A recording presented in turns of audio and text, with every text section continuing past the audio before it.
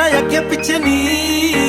गड्डी च पलाए कर मेरे नी तू गाने एनी obsess होगी नी करके ब्रेक नी तू जट नाल यारी हुण कातों impress होगी नी गड्डी च पलाए कर मेरे नी तू गाने एनी obsess होगी नी करके ब्रेक नी तू जट नाल यारी हुण